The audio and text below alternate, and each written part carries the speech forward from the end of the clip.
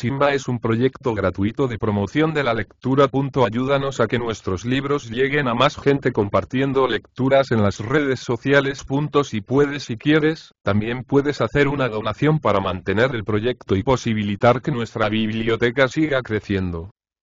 Los Sangurimas, novela Montubia. José de la Cuadra, novela corta. Índice: teoría del matapalo. El matapalo es árbol montubio recio, formidable, se hunde profundamente en el agro con sus raíces semejantes a garras. Sus troncos múltiples, gruesos y fornidos como torsos de toro padre, se curvan en fantásticas posturas, mientras sus ramas recortan dibujos absurdos contra el aire asoleado o bañado de luz de luna, y sus ramas tintinean al viento del sudeste. En las noches cerradas, el matapalo es el símbolo preciso del pueblo montubio. Tal que él, el pueblo montubio está sembrado en el agro, prendiéndose con raíces como garras. El pueblo montubio es así como el matapalo, que es una reunión de árboles, un consorcio de árboles, tantos como troncos.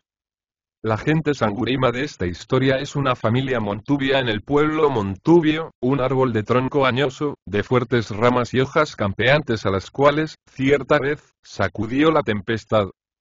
Una unidad vegetal, en el gran matapalo montubio. Un asociado, en esa organización del campesino litoral cuya mejor designación sería Matapalo, K. Primera parte. El tronco añoso y el origen. Nicasio Sangurima, el abuelo, era de raza blanca, casi puro. Solía decir: es que yo soy hijo de gringo. Tenía el pelo azambado, revuelto en rizos prietos, como si por la cabeza le corriera siempre un travieso ciclón. Pero era de cabello de hebra fina, de un suave color flago, como el de las mieles maduras. Pelo como el fideo cabello de ángel que venden en las pulperías, amigo. Cosa linda. Las canas estaban ausentes de esa mata de hilos ensortijados. Por ahí, en esa ausencia, denotaba su presencia remota la raza de África. Pero don Nicasio lo entendía de otra manera. ¿Pa qué canas? Las tuve de chico. Ahora no. Yo soy, de madera incorruptible, guachapelí, a lo menos. Tras los párpados abotagados, enrojecidos, los ojos rasgados de don Nicasio se mostraban realmente hermosos. La pupila era verdosa, cristalina, con el tono tierno de los primeros brotes de la caña de azúcar. O como la hierba recién nacida en lo mangales. Esos ojos miraban con una lenta dulzura. Plácidos y felices. Cuando joven, cierta vez, en Santo Domingo de los Colorados, una india bruja le había dicho a don Nicasio: tienes ojos pa' un hechizo. Don Nicasio repetía eso, verdadero o falso, que le dijera la india bruja, a quien fuera a buscar para que le curara de un mal secreto. Se envanecía. Aquí donde me ven, postrado, jodido, sin casi poder levantarme de la hamaca, cuando mozo hacía daño y le clavaba los ojos a una mujer, y ya estaba y no le quedaba más que templarse en el catre. Hacía raya, amigo. Y me agarraron miedo. ¡Qué monilla del cacao! Y yo era pa' peor y, donde mejor se advertía la raza blanca de don Nicasio era en el tinte de la tez y en la línea regular del perfil. A pesar del sol y de los vientos quemadores, su piel conservaba un fondo de albura, apreciable, bajo las costras de manchosidad, como es apreciable, en los turbios de las aguas lodosas, en el fondo limpio de arena. Y su perfil se volteaba en un ángulo poco menos que recto, sobre la nariz vascónica al nivel de la frente elevada. Es que soy hijo de gringo, pues, ¿no creen? ¿Y cómo se llama Sangurima, entonces, ño Nicasio? Sangurima es nombre montubio. No es nombre gringo. Los gringos se mientan Juan, se mientan Jones. Pero Sangurima, no. Es que ustedes no saben. Claro, claro. Pero es que yo llevo el apelativo de mi mamá. Mi mamá era Sangurima. De los Sangurimas de Walao. Ah. Y, gente de bragueta, gente brava, amigo. Los tenían bien puestos, donde deben estar. Con los Sangurimas no se jugaban a Idien. Fijaba en el vacío la mirada de los ojos alagartados, melancólicos como trayendo un recuerdo perdido. Él insistía. Gente de bragueta, amigo. No aflojaban el machete ni pa' dormir. Y por cualquier cosita, vaina afuera. Imitaba el gesto vagamente. Eran del partido de García Moreno. Siempre andaban de aquí pa' allá con el doctor. Cuando la guerra con los paisas de Colombia ahí estuvieron. Los amores del gringo Siñón y Casio estaba de buen humor, se extendía en largas charlas acerca de los amores de su padre con su madre. Mi mamá era, pues, doncella cuando vino el gringo de mi padre y le empezó a tender el ala. A mi mamá dice que no le gustaba. Pero el gringo era fregado y no soltaba el anzuelo y su señora mamás querría no más, Ñón y Casio. Así son las mujeres, que se hacen las remolonas pa' interesar al hombre. Mi mamá no era así, don cojudo. Mi mamá era de otro palo. De a veras no quería. Pero usted sabe que la mujer es frágil. Así es, Ñón y Casio. No monte a caballo. De este juez continuaba la narración, interrumpida por las observaciones del interlocutor, que colmaba de rabia al anciano. A lo que éste contaba, el gringo aquel de su padre apretó tanto el nudo que al fin consiguió lo que pretendía. Y ahí fue que me hicieron a mí. Y también hecho, como usted me verá. Así es, don Sangurima. Claro que así es. Claro. Cuna sangrienta, pero ahí no paró la vaina y cuando mi papá se aprovechó de mi mamá, ninguno de mis tíos Sangurimas estaba en la finca. Andaban de montoneros con no sé qué general. Eran igualitos a mi hijo Eufrasio. Al primero que vino, le fueron con el cuento. ¿Y qué pasó? Nada. Mi tío Sangurima se calentó. Buscó al gringo y lo mató. Mi mamá no dijo esta boca es mía. Nací yo. Cuando nací, mi mamá me atendió como pudo.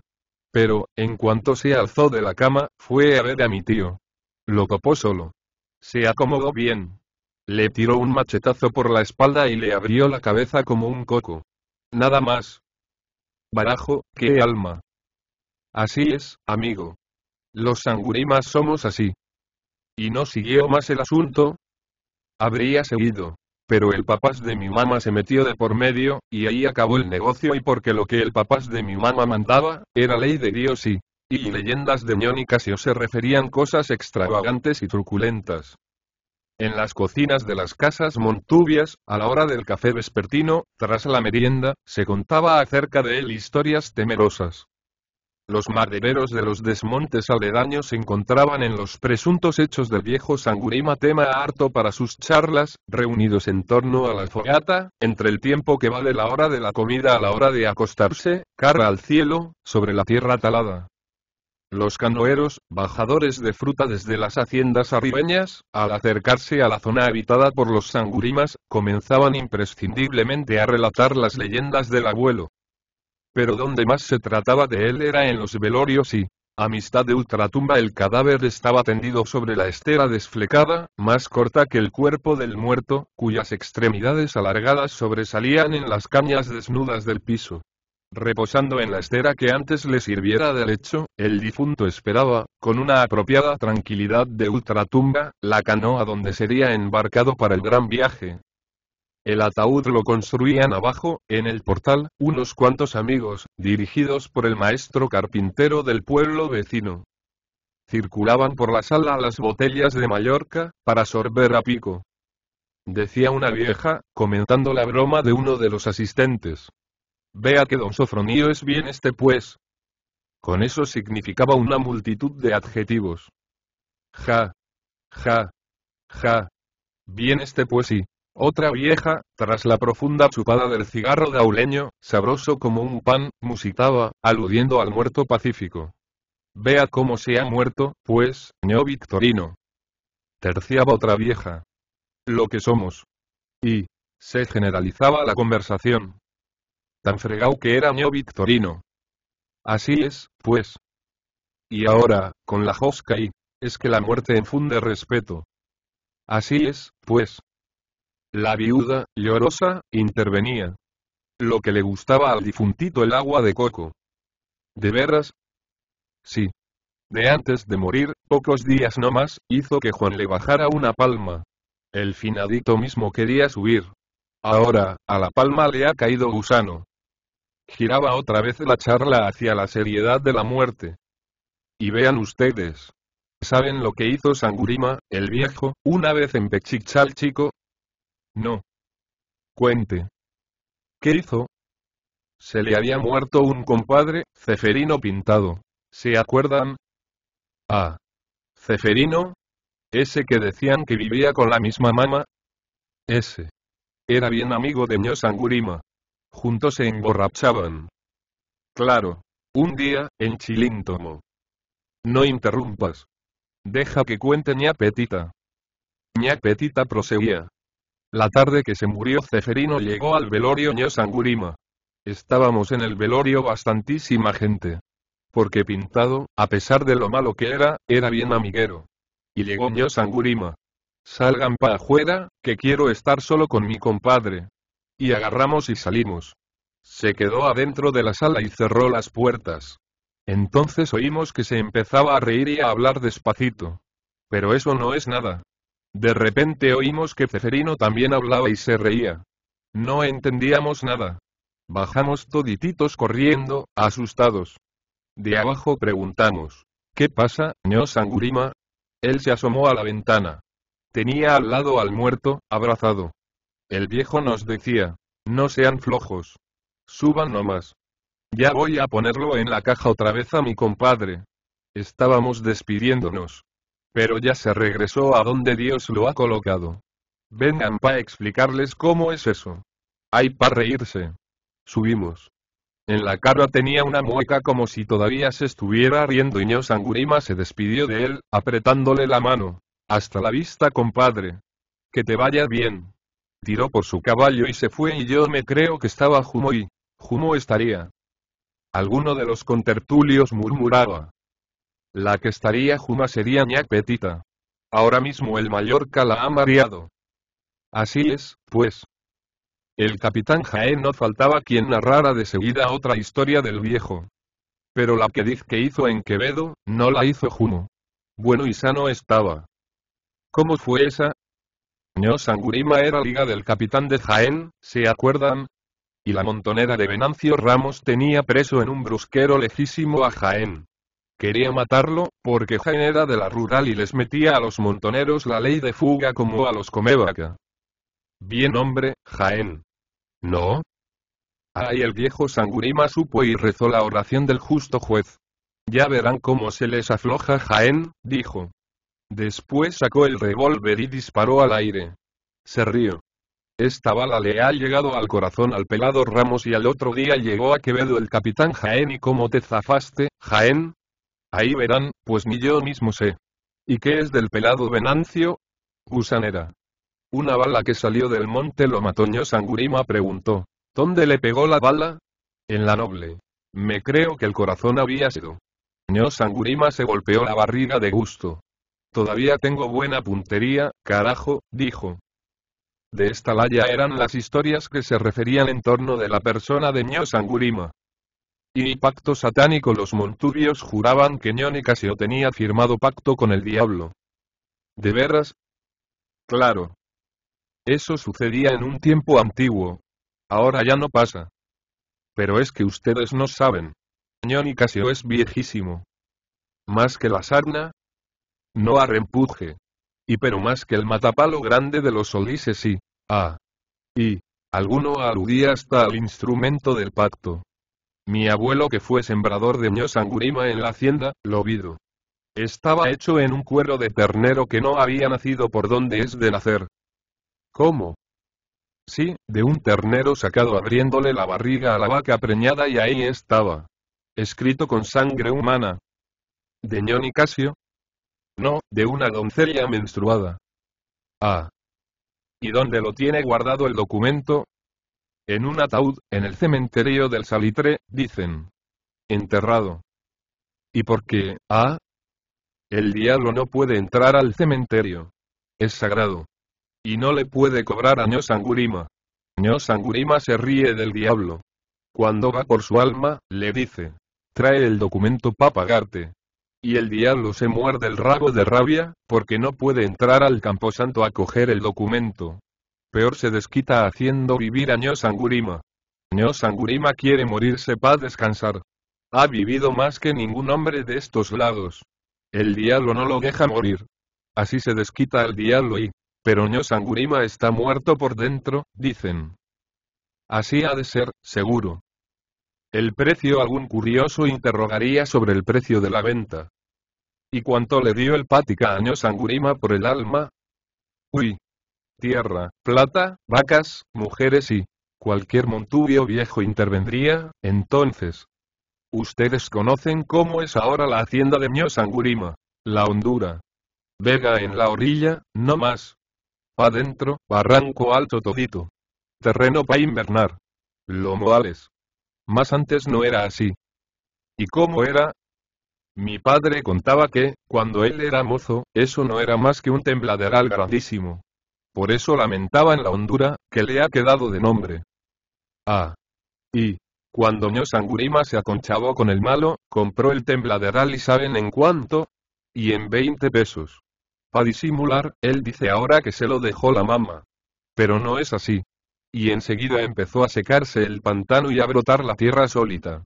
Mismamente como cuando cría carne en una herida. ¿Han visto? Barajo. Fue por arte del diablo. Así tiene, pues, que ser. Diz que cuando se muera Ñosangurima, se hundirá la tierra de nuevo y saldrá el agua, que está debajo no más, esperando. Así ha de ser, pues. Así ha de ser.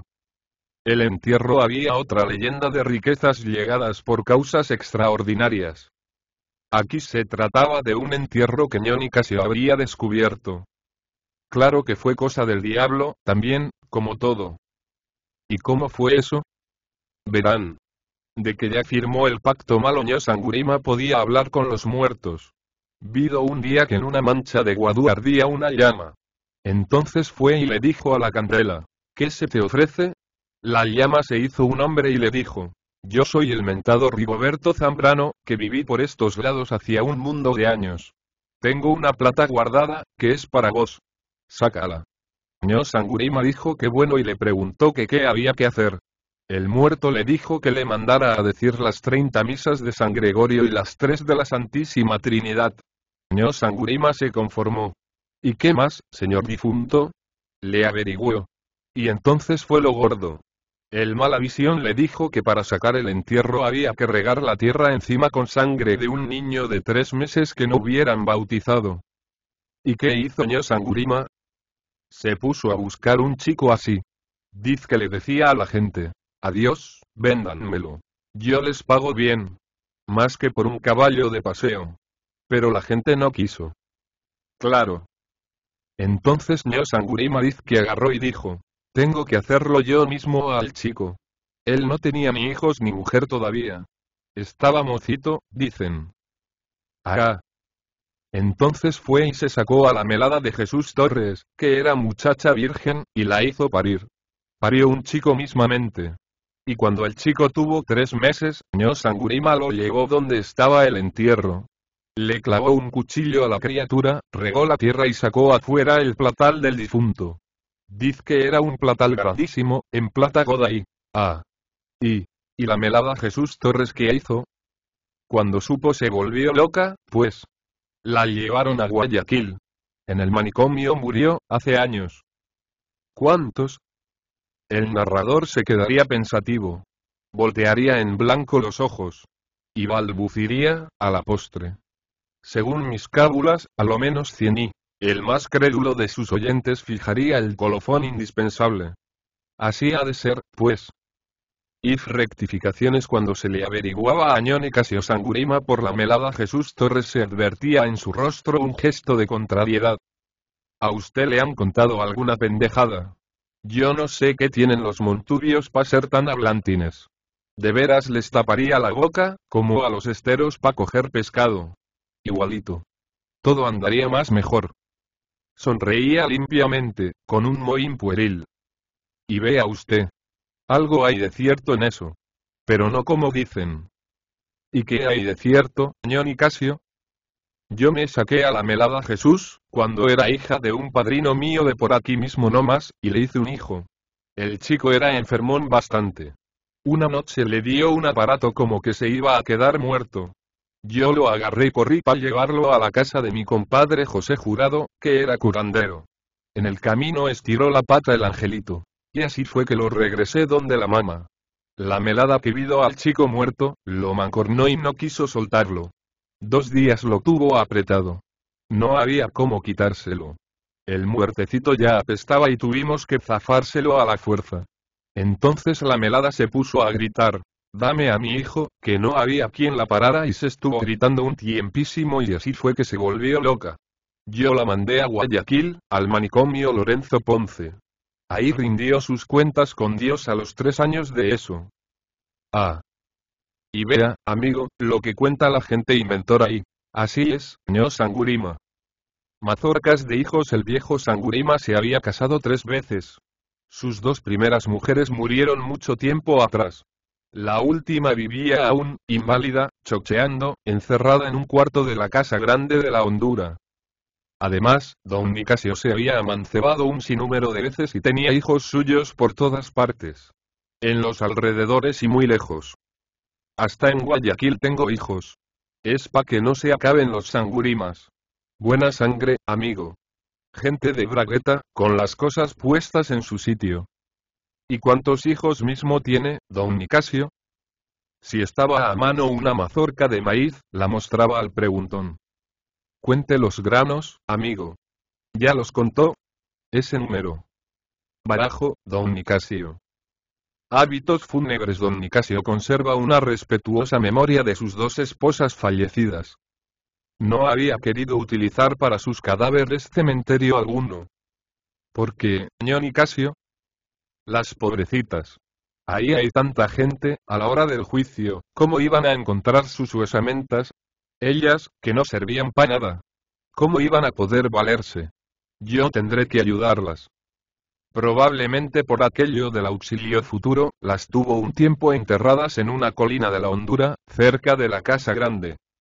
Luego exhumó los cadáveres y metió los huesos en cajitas adecuadas. Las 2 cajitas que contenían los despojos de sus mujeres, las guardaba debajo de su cama, al lado del ataúd vacío que se había hecho fabricar expresamente para él. Cada fecha aniversaria de la muerte de alguna de ellas, extraía los restos y los limpiaba con alcohol. En esta labor lo ayudó mientras pudo su tercera mujer. El ataúd que se reservaba para él estaba labrado en madera de amarillo, y era muy elegante. Lo mantenía aforrado de periódicos. De que me muera, no voy a fregar a nadie con apuros. Debajo de la cama tengo la canoa. La sacan, me embarcan, y hasta la vuelta. Es lo mejor. Cuando aseaba las cajas de restos, aseaba también el ataúd con un delicado esmero y cambiaba el forro de periódicos. Apariciones. Aseguraba ño Sangurima que sus 2 mujeres muertas se le aparecían, de noche, saliendo de sus cajones, y que se acostaban en paz, la una de un lado, la otra del otro, en la cama, junto al hombre que fuera de ambas. Oigo chocar sus huesos, fríos. Y me hablan. Me hacen conversación. ¿Y no le da miedo, don Nicasio? Uno le tendrá miedo a lo que no conoce. Pero a lo que se conoce no. ¿Qué miedo les voy a tener a mis mujeres? No dirá usted que no las conozco hasta donde más adentro se puede y me acuerdo de cómo eran en vida. Y las sobajeo. Lo malo es que donde antes estaba lo gordo, ahora no tienen más que huesos, las pobres. El río. La hacienda de los Sangurimas era uno de los más grandes latifundios del Agro Montuyo. Ni su propietario conocía su verdadera extensión. ¿Por qué no la ha hecho medir, ño Nicasio? Le preguntaba a alguno de la ciudad, ignorante de ciertas supersticiones campesinas. ¿Y pa' qué? Yo en eso, amigo, soy como el samborondeño, come bollo maduro y lo que se mide, o se muere o se acaba. Es presagio pa' terminarse. Ah. En una línea de leguas, la hondura se alargaba sobre el río de los Mameyes. Esa ribera podía considerarse como el frente de la hacienda. El río de los Mameyes es muy poco navegable por embarcaciones de algún calado. Se hace menester, para surcarlo, disponer de canoas de fondo plano y ancho, fuertemente resistentes, de madera gruesa y dura, para que soporte los choques frecuentes con las piedras del lecho y con los carrancos macizos. El río de los Mameyes viene de la altura, rompiendo cauce brevemente. La tierra se le opone. Pero él sigue adelante, hacia abajo, en busca del mar. A través de una serie de confluencias, lanza al fin sus aguas, por el Guayas, al Golfo de Guayaquil, en el Océano Pacífico. En la región de la Hondura, ya en zona costeña, el río de los Mameyes no pierde todavía sus ímpetus de avenida serrana. Se enreda en reversas y encorrentadas. Va por rápidos peligrosísimos. Forma cataratas y saltos anchos. Se encañona. Curva, volviendo sobre su rumbo. Sus ondas caían, en cierto tramo. No obstante, con alguna habilidad se logra recorrerlo, de la casa de la hacienda para abajo, hacia Guayaquil. Los vaquianos dicen: es que el que sabe, sabe. Lo mismo pasa con los potros. Si uno no sabe montar, lo tumba el animal. Pero, si sabe montar, no lo tumba. Asimismo es el río. Hay que saber cómo se lo monta. El río de los Mameyes debe más vidas de hombres y animales que otro río cualquiera del litoral ecuatoriano. Durante las altas crecientes, se ven pasar velozmente, aguas abajo, cadáveres humanos inflados, moraduzcos, y restos de perros, de terneros, de vacas y caballos ahogados. En cierta época del año, para los llenos del carnaval y la Semana Santa, sobre todo, se ven también cadáveres de monos, de jaguares, de osos frente blanca y más alimañas de la selva subtropical. Sin duda para entonces, el río de los Mameyes hincha sus cabeceras y se desparraman sobre la selva lejana, haciendo destrozos. El río de los Mameyes sabe una canción muy bonita, y la van cantando constantemente. Al principio encanta escucharla. Luego, fastidia. A la larga termina uno por acostumbrarse a ella, hasta casi no darse cuenta de que se la está oyendo. Esta canción la hacen sus aguas al rozar los pedruscos profundos. Parece que esa canción tuviera dulces palabras, que el río fuera musitando y, viejo amor, los montubios relatan una leyenda muy pintoresca acerca de esa canción del agua. En tal leyenda figura una princesa india, enamorada de un blanco, probablemente de un conquistador español. A lo que se entiende, la princesa se entregó a su amante, el cual la abandonó. La pobre india llora todavía ausencias del dueño. Por supuesto, esta leyenda no es particular de los Mameyes. En otros ríos de la costa, se cuentan leyendas parecidas. Seguramente todas estas narraciones no son sino variantes de una sola, con alguna base cierta, cuya exacta ubicación de origen no se encontrará ya más. Tierra pródiga a la hondura la cruzan varios riachuelos y pequeños esteros, que se alimentan uno de otro, concluyendo todos por afluir al río de los Mameyes. Gracias a esta irrigación natural, los terrenos de las fincas son de una fertilidad asombrosa. Se creería que se tratara de tierra virgen, donde jamás se hubiera ensayado cultivo alguno y donde las vegetaciones espontáneas se vinieran sacudiendo desde los días remotos, la una encima de la otra. Hay trozos de montaña cerrada, donde abunda la caza mayor. Hay grandes cuarteles para ganado. Huertas de cacao y de café. Sembríos de plátanos. Fruteladas. Y arrozales. El árbol del muerto don Nicasio Sangurima acostumbraba a decir, con un íntimo orgullo: en la hondura hay partes para sembrarlo todo. Hace uno un hueco, mete una piedra y sale un árbol de piedras. Se reía. Una vez que enterraron en un bajial a un muerto, al día siguiente lo encontraron parado. ¿Habría resucitado, tal vez? No. Se había hecho árbol y tornaba a reír. El árbol del muerto. ¿No han oído decir? No es un árbol como los otros. Se hizo de un cuerpo difunto. Está ahí, a la vuelta de los porotillos de Poza Prieta. Aquí, a 2 horas. Vi acuerdos familiares. El caserío de la hondura era nutrido y apretado. Más de una docena de casas tamañas de madera, techadas de zinc, rodeaban el caserón de la hacienda, el cual estaba habitado por el viejo Sangurima. En cada una de ellas vivía la familia de uno de los hijos legítimos de Ñón Nicasio, quienes habían sido 16 en total. Los demás hijos, si residían también en la hondura, habían construido sus moradas por los sitios distantes. Se entendía tácitamente que el habitar cerca del abuelo Sangurima era como un derecho reservado a sus parientes de sangre que legalmente lo fueran. Empero se sabía de antemano que todos los hijos, de cualquier calidad, tocarían a la herencia de la tierra. Ñó Sangurima había dividido por anticipado la finca en tantas parcelas cuantos hijos tenía. Nada de testamento. La orden, no más, transmitida de palabra al hijo mayor Ventura Sangurima, que era un sesentón. Papeles, ¿pa qué? Si estuviera vivo mi hijo abogado, bueno. Pero, de Nui, este hijo doctor había muerto tiempo atrás en circunstancias horribles. Como el pobre Francisco ya no es de este mundo, ¿pa' qué papeleo? Lo que yo mando se hace, no más. Ya sabes, Ventura. Cuando yo pele el ojo, agarras y le das a cada uno de tus hermanos, o a las familias de los difuntitos, su pedazo igualito de tierra y un poco de vacas. Yo te diré antes de irme si queda plata, pa' que lo dividas lo mismo. Tú dejas que la viuda siga viviendo aquí en la casa grande hasta que Dios se sirva de ella. Entonces te vienes tú con tu manada. Más antes, no. Está bien, papá. Esas eran las disposiciones testamentarias del viejo Sangurima. Añadía en voz baja, casi al oído de Ventura. A los que viven amancebados entre hermanos, me les das una parte de todo no más, como si fuera una sola persona. ¿Me entiendes? Que se amuelen así, siquiera. Porque dicen que eso de aparejarse entre hermanos es cosa criminal y dicen, a lo menos, los que saben de eso. La casa grande de la hacienda estaba magníficamente situada a la orilla del río. Era de sólida construcción, con maderas finas escogidas en los bosques mismos de la hondura. La obra la hicieron alarices montubios, siguiendo las instrucciones del viejo Sangurima. La casa era enorme, anchurosa, con cuartos inmensos, con galerías extensísimas. Las fachadas estaban acribilladas de ventanas.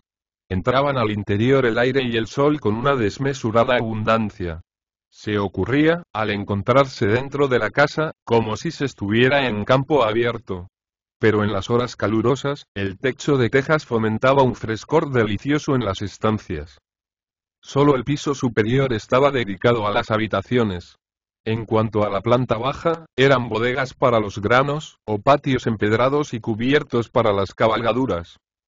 Al edificio lo coronaba un elevado mirador, donde había también una campana. La campana se llamaba Perpetua y tenía una historia tenebrosa, como sucedía con casi todo lo de la hondura. Gentes, animales y cosas. Contemplaciones habitualmente, don Nicasio subía por las tardes, a la hora de la caída del sol, al mirador, cuando no prefería acordarse en la galería fronteriza que se abría sobre el río. Desde el mirador se gozaba de una vista hermosísima.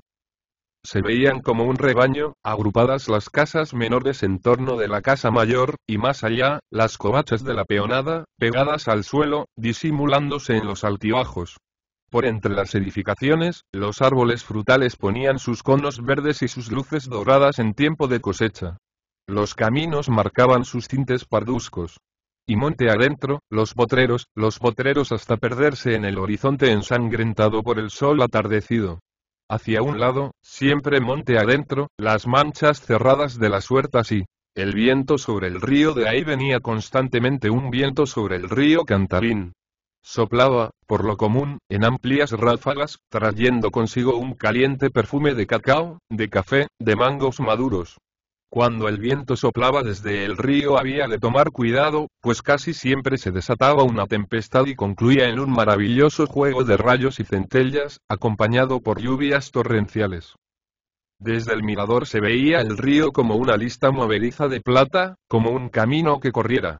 No se distinguían bien los saltos, y el río parecía como si fuera un plano horizontal. Se escuchaba, sí, su profundo rumor, complicado, y se advertía la inusitada ligereza de sus ondas, brillantes como lomos de lizas.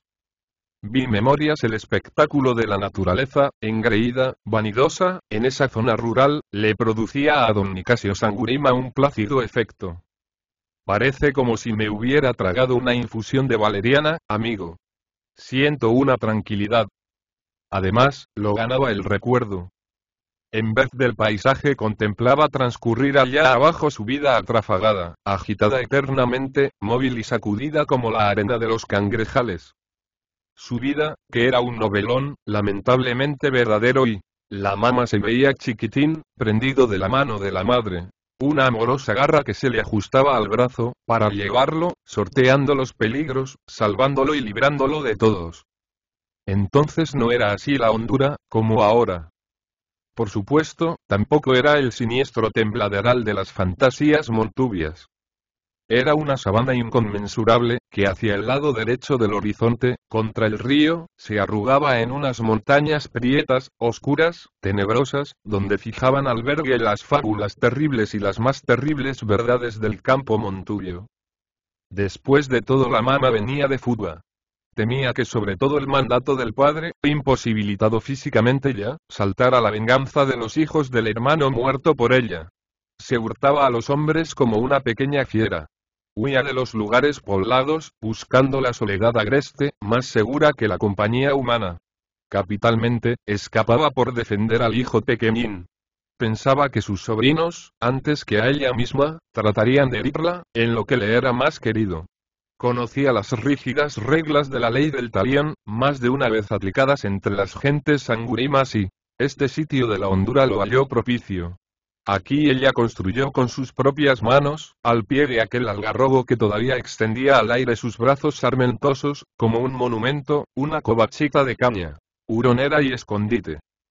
Vivió metida allí años tras años. Formó una chacra. De los productos se alimentaba con el chico. ¿Cómo había cambiado todo?, murmuraba Nicasio. Pasado mucho tiempo se avecindaron en los terrenos aledaños otras gentes. Le preguntaron a la mujer solitaria: ¿de quién es esta posesión, señora? Y ella había respondido enteramente, sin vacilaciones: mía, pues. ¿No ve? ¿No está viendo? Desde aquí hasta allá, hasta más allá. Se llama la hondura. Si quiere, viva no más. No me opongo. Pero, ya sabe, tiene que pagarme el arriendo. En cosecha o como quiera. Pero tiene que pagarme. Bueno, señora. Así será. Arreglado esto, amistaba con los recién venidos. Se dejaba hacer comadre. Iban al pueblo a bautizar a la criatura. Emparentaba así con los vecinos. Cuando fue de confirmar a Nicasio, escogió para padrino al más poderoso de aquellos. Esa gente desgraciada creía que mi mamá vivía con mi padrino. Pero, mentira. Mi mamá era una santa. Y su hijo, Nicasio Sangurima, la había sucedido en el dominio de la hondura. Líos judiciales. El viejo Sangurima contaba alguna vez a sus nietos la historia de la propiedad. Cuando mi mamá me dejó para irse al cielo, yo era mocetón no más. Pero claro, era un Sangurima entérito, sin que me faltara un pelo, y enseguida empecé a mandar y dije: lo que es en esta posesión, nadien me ningunea. Y nadien me ninguneó. ¿Y cómo fue eso del pleito, papá abuelo? Eso fue otra cosa, y a los añísimos de estar yo aquí, cuando ya había hecho esta casa misma donde estamos ahora, la junta parroquial del pueblo vino con que era dueña de estas tierras y dije yo, y nos entrega, a las buenas la hacienda. Me preguntaron: vengan por ella, les contesté, y se le pegaron, y mandaron 2 delegados del municipio dizque, y cuando llegaron los delegados, les di posada fresca y aquí en la casa, papá abuelo. Don Nicasio soltaba una carcajada destempladamente. No. En el río, y seguía con voz jubilosa. Y ahí han de estar todavía, quizá, posando, y una vez, pa' una creciente fuerte, vide en la orilla un hueso de pierna. Y dije pa' mí, quedito: este hueso ha de ser de alguno de los delegados esos. El hueso saldría a solearse. Y pa' que no se insolara, lo tiré al agua de nuevo. ¿Y el municipio no hizo nada, papá abuelo? ¿Cómo no? Me metieron pleito. Querían que me fuera a la cárcel y les entregara las tierras encima. Ah. Yo bajé a Guayaquil y busqué a doctor Lorenzo Rufo, que era un abogado grandote. Quiero pelear de veras, doctor, le dije. Por la plata no le haga. Aquí hay plata. Y seguimos el pleito. Ah. Mi doctor Lorenzo Rufo se murió después, y entonces yo dije: no hay que darle de comer a un extraño. Más mejor es que yo haga un abogado de la familia. Entonces hice abogado a Francisco. Pero el pobre era bruto de nación. Casi me pierde el pleito. Al fin otro abogado lo ganó pa' siempre. ¿Y quién fue ese abogado, papá abuelo? El billete, pues, y a cada concejal le aflojé su rollo de billetes, y con el aceite empezaron a funcionar solitos. Hicieron una sesión en que me reconocieron como dueño y todo. ¿Me entienden? Ah.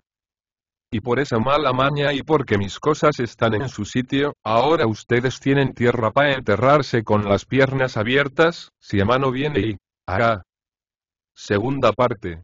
Las ramas robustas y el acuchillado. El mayor de los hijos legítimos de don Nicasio, habido en su primera mujer, era Ventura.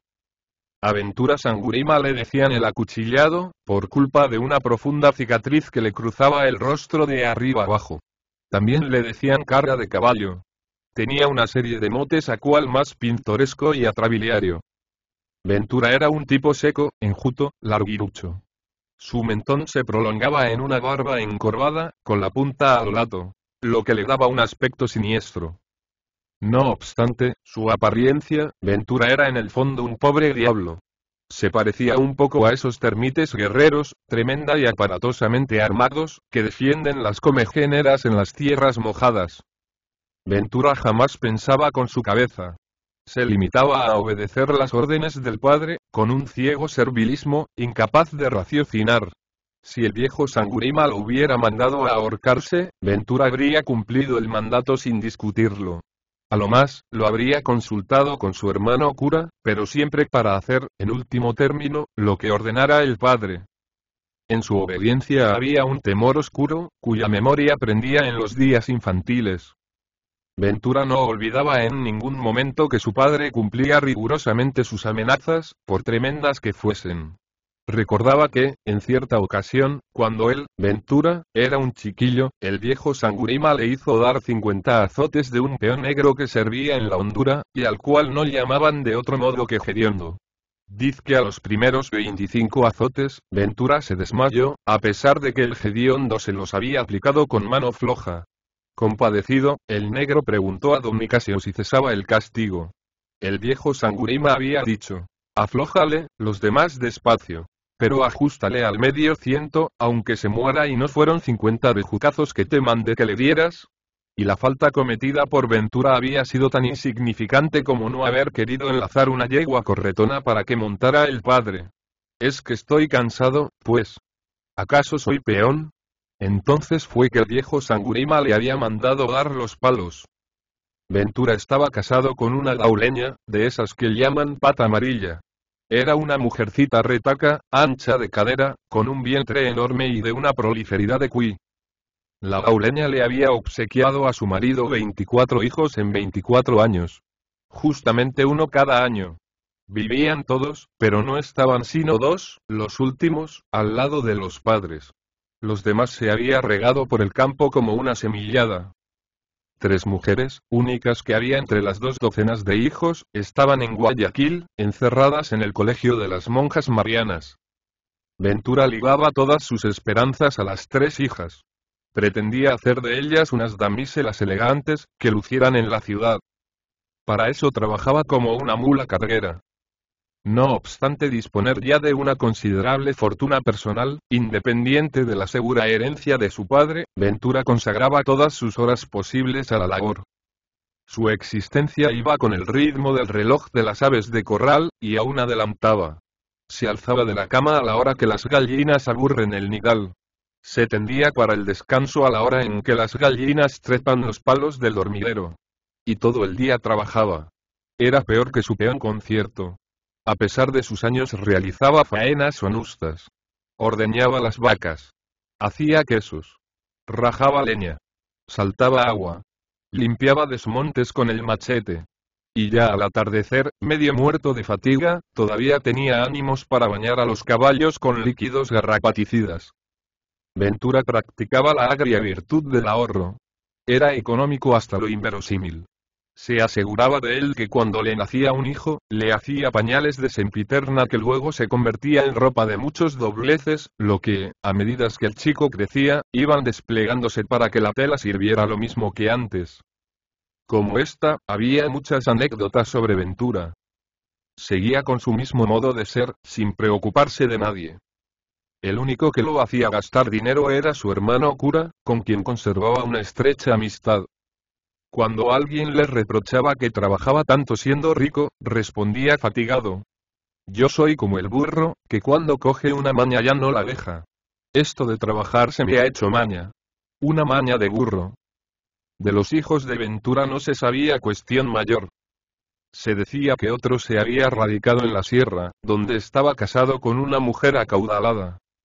Finalmente se decía que uno, que se llamaba justamente como el Taita, andaba embarcado en un vapor de alto bordo, haciendo viajes por mar a puertos lejanos. Ventura ignoraba o fingía ignorar lo que se refería a sus hijos. Mis hijos hombres, yo soy como el peje y no como el palomo, decía.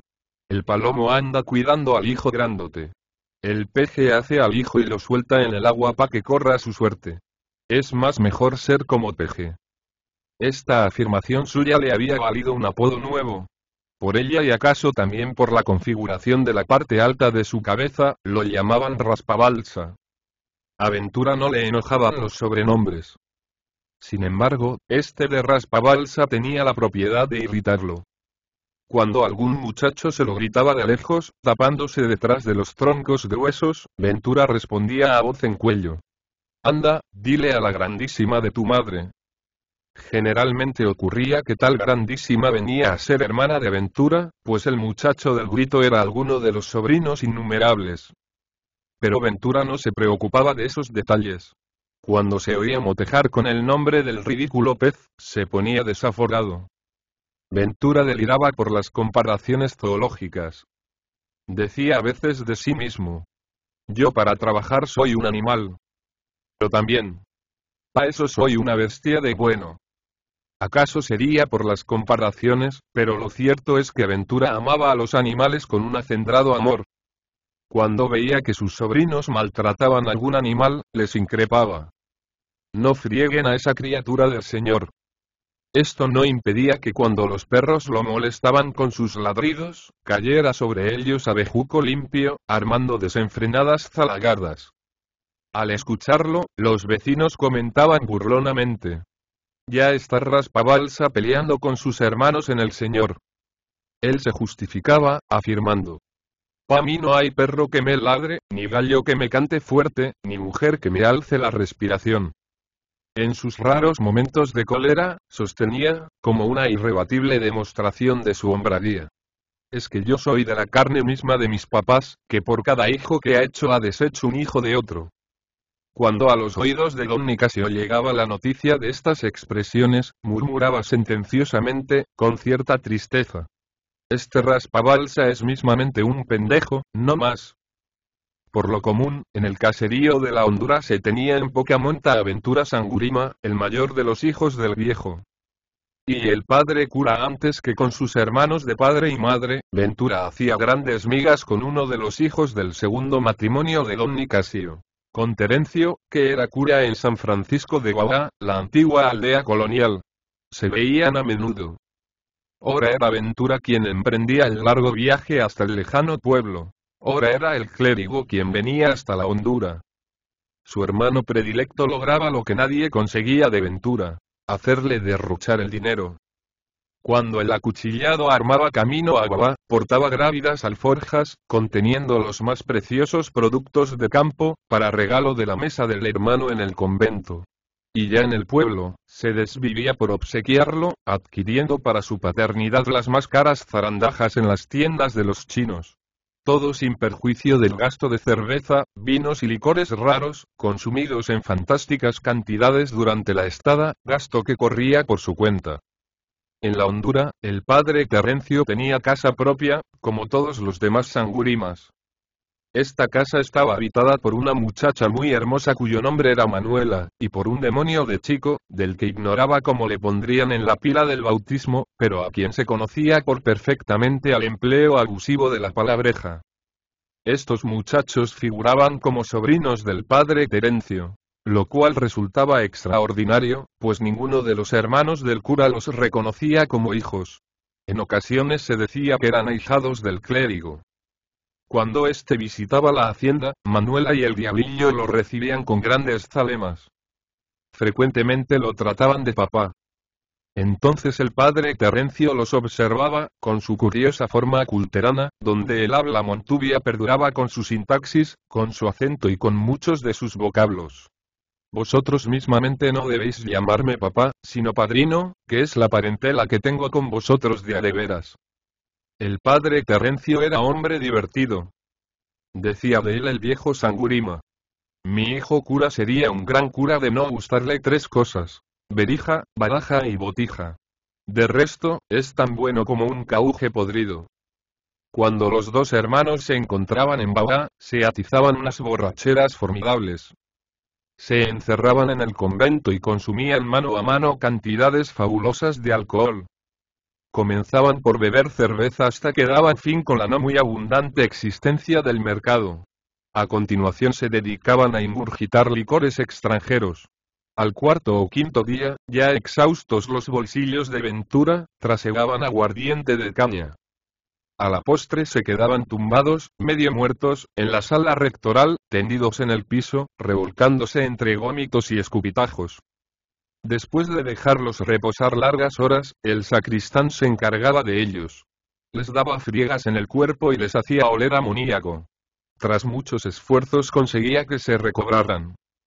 En ocasiones, la tarea era tan difícil que el sacristán llegaba incluso a temer por la vida de los sangurimas. Por lo común, el primero que se incorporaba era Ventura. Atontado, sumido todavía en los horrores del chuchaque, montaba a caballo e iniciaba la vuelta, dejando a su hermano aún inconsciente. Era el retorno del pródigo. Volvía el hombre arrepentido, sacudido y nervioso, alarmándose de todo. Virtualmente, iba como un perro apaleado, con el rabo entre las piernas. Durante estas borracheras se suspendían, por supuesto, en la iglesia, las funciones religiosas. Sin embargo, alguna vez, cuando la estada de Ventura coincidía con época de novenario, el cura solía ocupar la cátedra sagrada. Pronunciaba entonces unos sermones pesadísimos, en los que ensartaba mil y un disparates, lanzando afirmaciones descabelladas y emitiendo opiniones que habrían escandalizado al más manga ancha de los teólogos. La verdad es que, aún en sus cabales, el cura Terencio se llevaba cancha a los padres de la iglesia. Entre sus ideas más peregrinas estaba la de que había que democratizar el dogma, como él decía.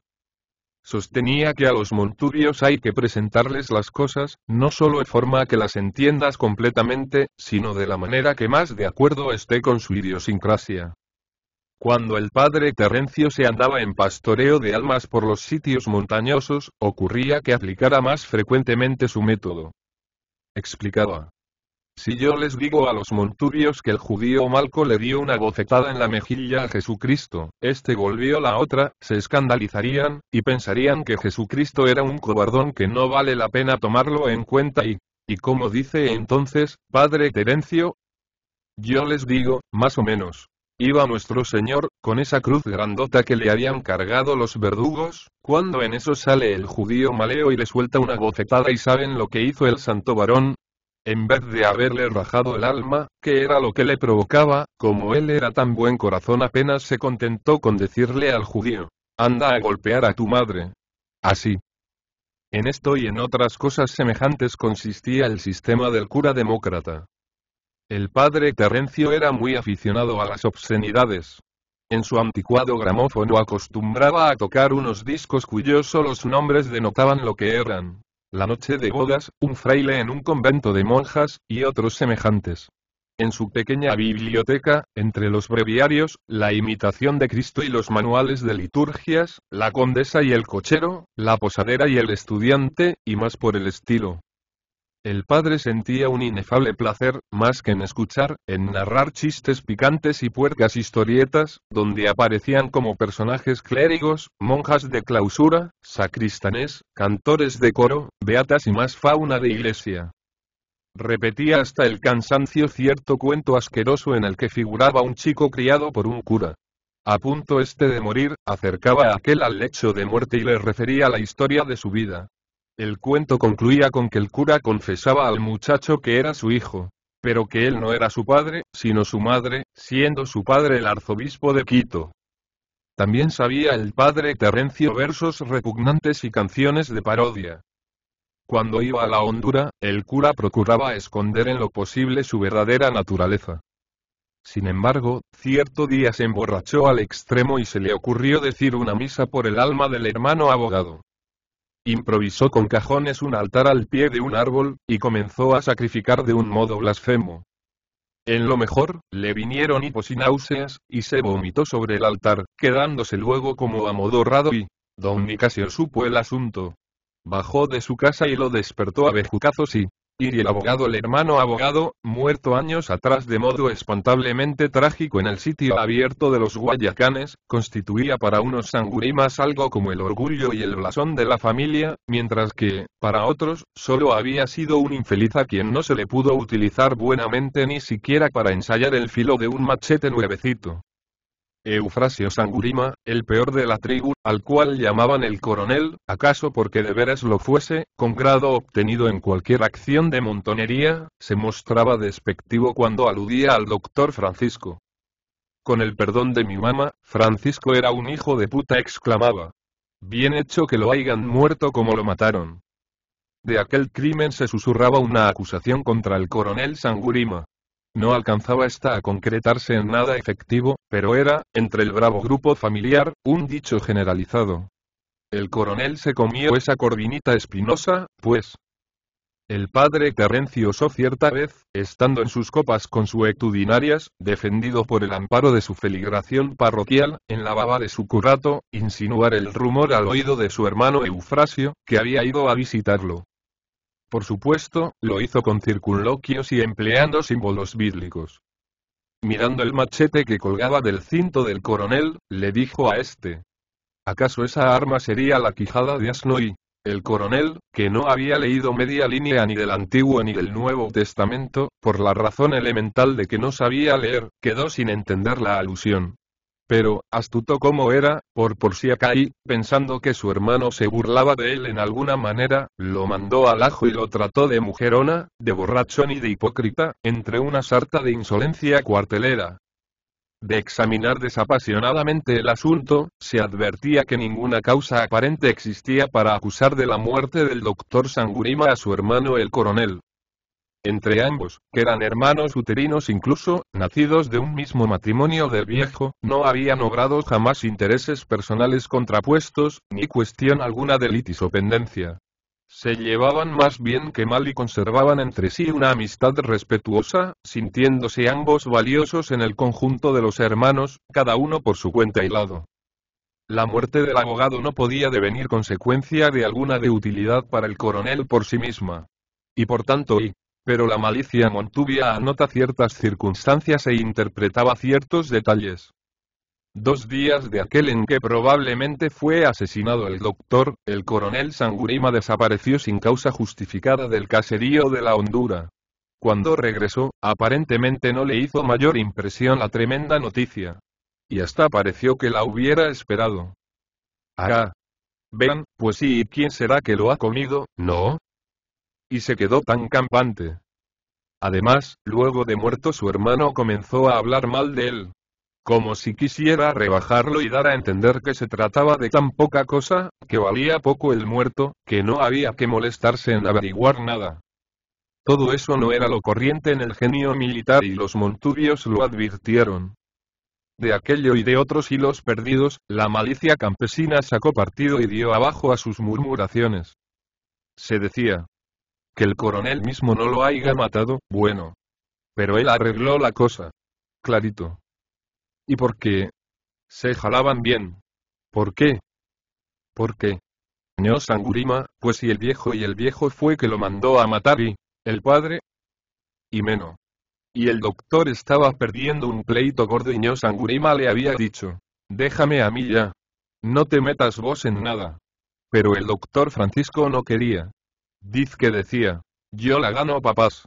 Y no soltaba el poder que le había dado el viejo, haciéndose gato bravo y entonces el viejo diz que dijo, yo no me jodo por nadie. Yo hice este abogado. Yo mismo lo deshago. Hay que desaparecer el pendejo este. Y lo mandó a matar con el coronel, que es el engreído del viejo. Y así fue, pues, la cosa. El doctor Francisco Sangurima había sido un hombre de extrañas costumbres.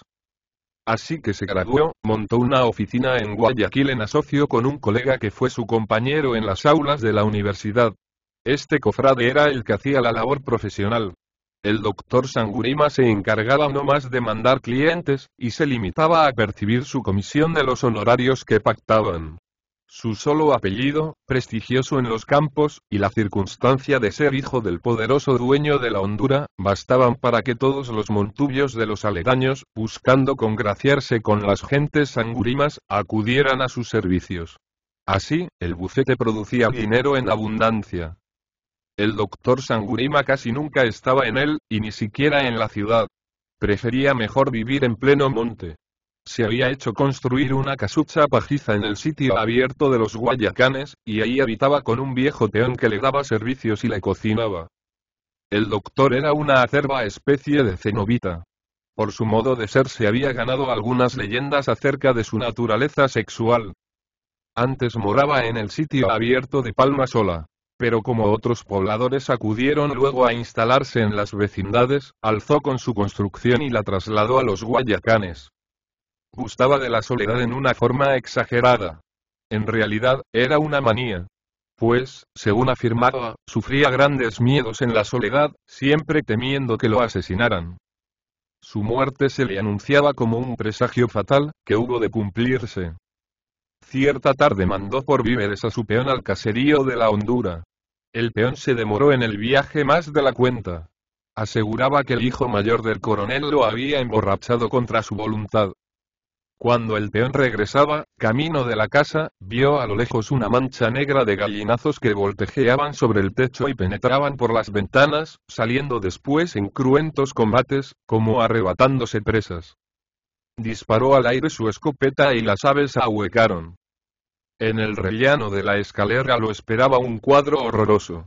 El cuerpo del doctor Sangurima, pedaceado, medio comido por los gallinazos, estaba ahí, desprendiendo un profundo olor a cadaverina.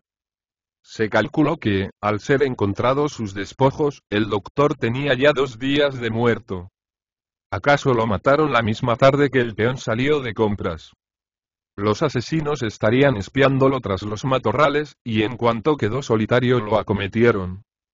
Y así había acabado sus breves días el doctor Francisco Sangurima, abogado de los tribunales y juzgados de la República y Gamonal Montubio. Los moradores de la Hondura comenzaban, al recordarlo. Como que lo pedaceen a machete y se lo coman los gallinazos, es muerte de abogado y, cierto, y a mi doctor Domingo Millán y, eso mismo iba a decir. Me lo arranchó de la boca. A mi doctor Millán, en Yaguachi, le pasó igualito. ¿No? Me creo de que no fue en Yaguachi. Me creo más bien que fue pa' los laos de Juján y, tal vez y, hizo el coronel el presunto asesino del doctor Francisco, el coronel Eufrasio Sangurima, era el ojo derecho del don Nicasio. Es que eso es hombre, amigo, repetía el viejo. Se parece a mí cuando yo era mozo. Recortado por una misma tijera somos. El coronel Sangurima era un tipo original. Su aspecto físico le daba prestancia singular. Era de una acabada hermosura varonil. Moreno, alto, musculoso, ojiverde. Con el pelo untuoso, ondeado, venido en rulos sobre la frente ampulosa. Tenía una facha marcial y bandolera. Y en todo él había un aire de perdonavidas. Además, poseía una voz admirable. En esto residía su mayor resorte con las mujeres a quienes les jugaba, con su canto acompañado por la guitarra, su carta brava de amor. Era fama que cuando el coronel pulsaba el instrumento y se ponía a entonar pasillos tristones muequitas apicaradas con la boca, no había mujer que lo resistiera. Se me vienen pa' encima como canoas que se les afloja el cabo en la correntada y, pa' narrar sus aventuras amorosas o no, el coronel era incansable. Si no lo hubiera hecho como lo hacía, habría resultado insoportable. Pero ponía tal gracia en referirlas, que se ganaba la complaciente atención de los oyentes. ¿Y cómo fue que se sacó a la pimocheña, coronel? Verán, y ustedes saben que en la República de Pimocha, y porque ustedes sí sabrán que Pimocha, a pesar de ser pueblo chico, es república independiente, y la República de Pimocha y, a costa de la aldea fluminense, iniciaba él la risotada, correada luego por los oyentes. Y proseguía. Allá en cuanto llega la noche, hasta el cura se vuelve lagarto, y salen toditos a pescar la comida. Cogen lo que caiga y lo mismo un bagre cochino que un cristiano y, nuevas carcajadas. Por eso en Pimocha los bailes se hacen de día, y en cuanto va a obscurecer a los que no son del pueblo los largan pa' afuera ¿y es de veras eso? Claro, pues, hombre. Si no, no lo mentara. Pues verán y un día, en Pimocha, estaba yo en una matanza de un puerco, y estábamos bailando jumísimos. Yo andaba con todita mi gente, bien acomodada. Ahí fue que al baile la chola Josefina Rivera, y me cayó en gracia y a boca chiquita me dije, lo que es este fundillo va a ser para mí. Entonces grité a todo pescuezo. Hoy es el día de nosotros, como dijo mi compadre Mondonga pa' el incendio de San Borondón. Y le metí candela al baile, y agarré y le entré a la chola. Pero nada. La chola me creo que tenía su compromiso y estaba más seria que burro en aguacero ¿y por qué no le cantaba, coronel? Aguántese, amigo y claro. Entonces manoteé el instrumento y me puse a jalar a morfinos y también le atizaba aguardiente a la chola pa' que se calentara prontito y lo que es la chola empezó a derretirse y ahí fue que le propuse y me dijo como que sí, y antes que se arrepintiera, porque las mujeres son muy cambiadizas, la agarré del costillar, la monté a la anca del caballo, la mancorné, y goodbye. Como dijo el gringo. En la casa armaron un griterío, y entonces yo les dije a mi gente. Denle a esos pendejos una rociadita de bala, pa' que no chillen, y aflojamos una andanada de fusilería. Se callaron mismamente como cuando a coso de perico se le echa un poco de agua. Creo que se jodieron unos cuantos y del que sí sé es del padre de la China, Anunciación Rivera, que murió en la refriega. ¿Pero hubo refriega, coronel? Es hablar de soldado. Así se dice en los cuarteles. Ay. Tales eran las historias que contaba el coronel Eufrasio Sangurima. Hazañas militares. El coronel Sangurima expresaba orgullosamente que debía las charreteras al general Pedro José Montero. El Cholo Montero me hizo coronel en el campo de batalla. Fue en la revolución del año 11. Ustedes recordarán no había habido revolución en los últimos tiempos a la cual no hubiera asistido el coronel Eufrasio Sangurima. En cuanto llegaba a sus oídos la noticia de que algún caudillo se había alzado en armas contra el gobierno, el coronel Eufrasio Sangurima se sentía aludido. Yo estoy con los de abajo, decía. Todo el que está mandando es enemigo del pueblo honrado. Reunía 20 peones conocidos, que les proporcionaban compañía eficaz. Se trataba de gente conocida, valerosa, amiga de los tiros y machetazos, sin más bagaje que el alma a la espalda. Los aprovisionaba de fusiles, machetes y frazadas, que poseía en abundancia. Los montaba en buenos caballos criollos y, él a la cabeza, los botaba por los caminos del monte, lanzando vivas estentóreas al caudillo levantisco. Tan pronto como salvaba a los linderos de la hondura, la montonera de Sangurima iniciaba sus depredaciones. Para el coronel, sin más consideración, pasados los límites de la hacienda comenzaba el campo enemigo y, más allá de los contornos, hasta donde había extendido su prestigio siniestro, a la montonera del coronel se la conocía por la montonera de los Sangurimas, o simplemente los Sangurimas. Así que en el agro Montubio sonaba el anuncio de que los Sangurimas venían, se volvía todo confusión y espanto. Los Sangurimas no respetaban potreros ni corrales. Talaban sembríos, quemaban sementeras o graneros. Cometían fechorías y media. Su paso quedaba señalado por huellas indelebles. Era en realidad el paso de los vándalos. Cuando trepaban a alguna casa, registraban casas y baúles, cargando con cuanto podían. Frecuentemente se raptaban doncellas, cuya flor era sacrificada por el jefe.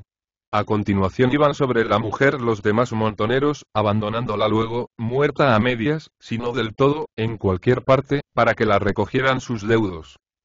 Por supuesto, en estas depredaciones no siempre sacaban las mejores consecuencias. Los montubios no se sometían así como así. Se defendían a bala o a machete. Los Sangurimas anotaban bajas nutridas en sus filas. A veces se veían obligados a retirarse sin botín de algún asalto. Detenido por tales entretenimientos, el coronel Sangurima casi nunca llegaba a reunirse con el grueso de las fuerzas revolucionarias que saliera a apoyar. Pero cuando lograba darles alcance y fomentarles, incorporándose a ellas, sus gentes peleaban como bravos y vendían caras sus vidas en las sangrientas luchas con las tropas regulares. Al volver de sus campañas, el coronel Sangurima jamás regresaba por el mismo camino de partida. Por ejemplo, si había iniciado la marcha por el norte, tornaba por el sur, y así lo demás. El coronel Sangurima decía que esta era una abusión, acaso sería una medida de conveniencia, sobre todo cuando volvía en derrota, para evitarse el encuentro con sus víctimas irritadas y dispuestas a la venganza y al desquite. Triunfadora o vencida la revolución, el coronel Sangurima volvía igualmente a su residencia de la Hondura. Y esperaba que se incendiara una revuelta para salir con su gente. Los primeros meses de paz se mostraba tranquilo. Luego se inquietaba. La gente se me mojó, se decía. Cambio de vida. Retirado ya definitivamente de las faenas guerreras, el coronel Sangurima vivía ahora en el caserío de la hacienda, junto a la turbamulta de hijos de distintas madres, por supuesto. Son cocinados en hornos diferentes, decía, aludiendo a aquellos. Pero están hechos con la misma masa. El coronel se había dedicado modestamente al cuatrerismo. Con algunos veteranos superstites de la montonera tenía una como cuadrilla de abigeos, que él capitaneaba. Generalmente, planeaba el robo y los mandaba a efectuarlo. Cuando se trataba de una vacada numerosa o cuando la hazaña ofrecía peligros mayores, iba él mismo a la cabeza de su tropilla. Todo esto se hacía en el misterio más grande y en el más riguroso silencio. Ya no sonaba, a la hora de partida, como antes, el alarde gritón y el zafarrancho de combate. La marcha de los Sangurimas era ahora como la de las hormigas, bajo la noche, hacia la presa oliscosa, lejana y, sobre el coronel y su gente se amontonaban juicios de abigeato en los juzgados de letras provinciales. Por ello, el coronel rentaba con un fuerte sueldo mensual a un abogado en Guayaquil, el cual se entendía en defenderlo con los suyos. En los instantes de máxima dificultad, cuando algún juez amenazaba con condenarlo, el coronel Sangurima empleaba el mismo abogado que su padre. El billete, amigo. Es el mejor abogado. No le falla ni una. Como dice mi taita, no hay quien lo puje. Comadreos del coronel Sangurima se decía que vivía maritalmente con su hija mayor. Esta era una muchacha muy bonita, pero un poco tonta. Se ha quedado así de una fiebre que le dio de chica, explicaba él. Las comadres montubias aseguraban otra cosa. Pensaban que se había vuelto así, por castigo de Dios a su pecado de incesto. La muchacha se llamaba Heroína. Este nombre extravagante le recordaría a su padre sus turbulentas aventuras. Hubo comentarios después de todo, probablemente no sería verdad aquello de que el coronel Sangurima cohabitaba con su hija. Y de haberlo sido, no era por lo menos el único caso de incesto entre los Sangurimas de la Hondura. Había otro caso conocido. Felipe Sangurima, apodado Chancho Rengo, vivía públicamente con su hermana Melanía, de quien tenía varios hijos. El padre Terencio, que ocasionalmente intervenía en ciertas intimidades de la familia, no se atrevía a recriminar directamente a sus hermanos incestuosos, porque sabía exactamente lo que se ganaba. Murmuraba, sin embargo. La maldición de Jehová va a caer sobre esta hacienda. Amenazaba también con el fuego del infierno y con el de Sodoma y Gomorra. Según él, en breve la Hondura sería como un castillo pirotécnico de esos que hacen los chinos para San Jacinto patrón. El viejo don Nicasio aparentaba no darse cuenta. Cuando más decía. ¿Y yo qué voy a hacer? Yo no mando en el fundillo de Naidien. Añadía, justificando a Melanía. ¿Qué más da? Tenían que hacerle lo que le hacen a todas las mujeres y que se lo haya hecho Chancho Rengo y bueno, pues, que se lo haya hecho, y justificaba a Felipe.